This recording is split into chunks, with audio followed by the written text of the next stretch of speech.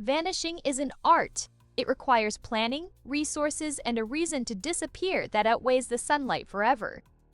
Meghan Markle has not taken a break from the public eye. She has executed a disappearance. Her Montecito mansion is empty, save for a skeleton staff under FBI questioning. Her phones are dark. Her financial trails evaporate at a crypto exchange in Tallinn. She is gone, and we now know why. According to a classified CIA threat assessment brief obtained by this network, Meghan Markle is not a victim. She is a person of supreme interest in an active counterintelligence operation. The operation's focus, foiling a planned, high-profile assassination on British soil. The target, Queen Camilla. And the CIA's evidence places Meghan not as a bystander, but as the critical, witting liaison between the plot's architects in Moscow and its would-be executioners on the ground. This is beyond scandal. This is international terrorism with a royal seal. And the Duchess of Sussex is at the heart of the kill chain. The CIA's involvement began as a routine passive feed from a compromised communications hub used by a Russian military intelligence (GRU) unit specializing in societal destabilization. Analysts noticed an anomaly. The unit, usually focused on Baltic states and Ukraine, was running target feasibility studies on a seemingly unrelated figure, Queen Camilla. The studies were not political. They were operational, security schedules, motorcade routes, architectural blueprints of her private residences. Buried in the data flow was a cryptic reference to an Anglo-American asset, codename Mackie. Mackie's role was environmental facilitation and psychological profiling. For 6 months, the CIA hunted Mackie. The break came from a turned GRU finance officer. Payment trails for Mackie's consultancy fees led not to a shadowy operative, but to a shell company in Belize. That company's sole director was Meghan Markle's former business manager, a man with deep pre-royal ties to her. The consultancy was her detailed insider reports on Camilla's personality, daily routines, private fears, and most crucially her profound, lifelong anxiety about public security stemming from the decades of public hatred she endured. Meghan, according to the Financial and Communication Intercepts, provided the GRU with the psychological blueprint to exploit Camilla's vulnerability. She detailed how Camilla's security was perfunctory at best. During private visits to her country homes, her preference for unpredictable, last-minute walks with minimal protection, and her deep-seated, irrational belief that a public attack would be a form of cosmic retribution for her past. This wasn't just gossip. It was weaponized intimacy. It was the perfect intelligence for planning a strike that would look like a tragic, random act of violence, not a geopolitical hit. The plot, as the CIA reconstructed it, was chillingly simple. A lone wolf assailant, a radical with a manufactured grudge against the monarchy, would ambush the queen during one of her vulnerable country walks. The GRU would supply the weapon, the forged ideological manifesto, and the escape route. The assassination would throw the British monarchy into a vortex of grief and paranoia, destabilize a key NATO nation internally, and be nearly impossible to trace back to Moscow. Meghan's role? The CIA assessment states, was to provide the guarantee of target accessibility and the psychosocial validation for asset engagement. In short, she told them when, where, and how Camilla could be got, and her insider status made the plan credible to the GRU planners. She was the planner's perfect insider. Why? The CIA analysts propose a motive of vengeance by proxy. Camilla represented the ultimate winner in the royal narrative. Meghan felt she had lost the other woman, who endured public scorn, was hated by the institution, yet ultimately triumphed, was crowned, and gained the ultimate legitimacy Meghan was denied. Eliminating Camilla would be the ultimate grotesque act of correcting that historical injustice. It wasn't political. It was deeply, pathologically personal. The plot was interdicted by MI6, acting on the CIA intelligence 2 weeks ago. The would-be assassin was detained at a safe house in Kent. The weapons were seized. The public knows nothing. But Meghan was warned. She saw the intelligence net closing. And so she performed her final, flawless act of public performance. She vanished. The CIA proof links her to the plot. And now, every intelligence agency in the Western world is hunting the Duchess who tried to gift a queen to the Kremlin. The vanishing was the opening move. The response is a planet-sized dragnet. Meghan Markle is now the most sought-after non-state actor in the world, pursued not for fame but for high treason and conspiracy to commit murder. The hunt is an unprecedented fusion of allied intelligence, CIA, MI6, MI5, France's DGSE, Germany's BND. Their mandate? Find her before she can be extracted or silenced by her Russian handlers, or before she triggers another plot. The operation, codenamed QENSH Gambit, has two fronts.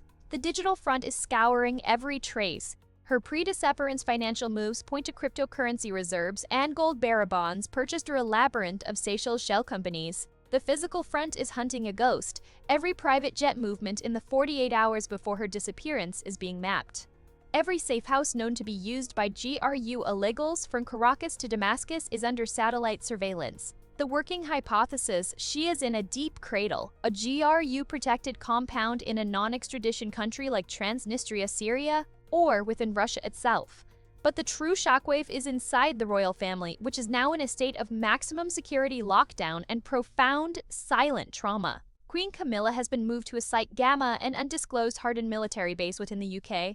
Her public duties are indefinitely suspended. For the woman who survived decades of public hatred, this is the ultimate violation. The hatred was not just words, it was a bullet, meticulously aimed with the help of her own family. She is reportedly stoic but shattered, living with the knowledge that the woman who sat at her table, who shared Christmas, had calibrated her personality for a sniper. King Charles's reaction is described by aides as a volcanic, silent fury.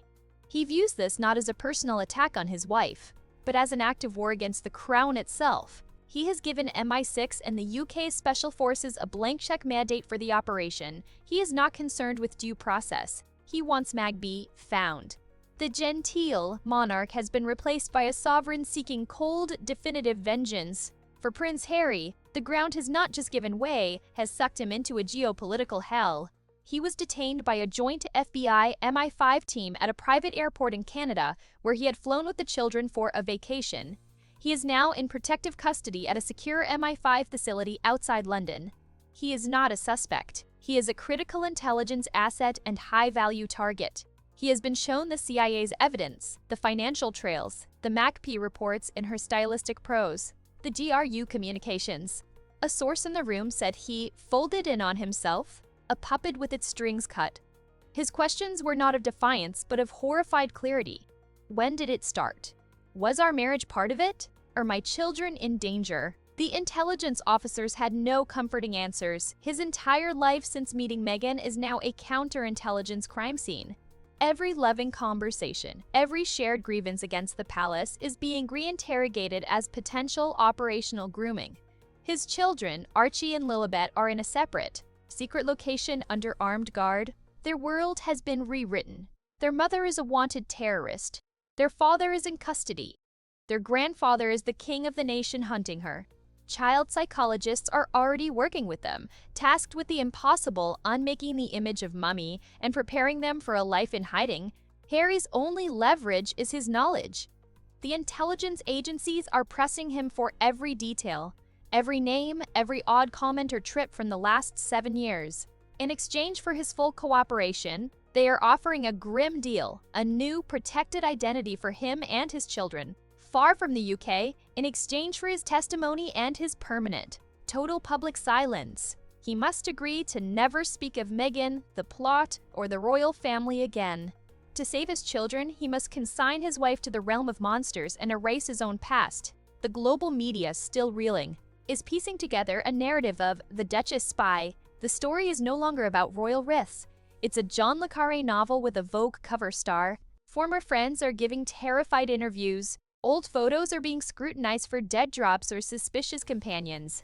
The Sussex brand is not just destroyed, it is retroactively weaponized. Meghan vanished.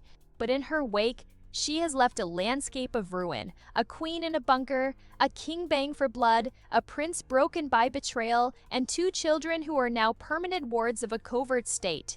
The CIA proof did more than link her to a plot. It transformed a family drama into a national security epic, where the prize is no longer a better narrative, but survival itself. Some vanishings are permanent. Some truths are buried in permafrost. The manhunt for Meghan Markle ended not with a dramatic capture, but with a satellite's thermal scan over the Yamal Peninsula in Siberia. A lone heat signature in a GRU wilderness cradle. a reinforced cabin 200 miles from the nearest road.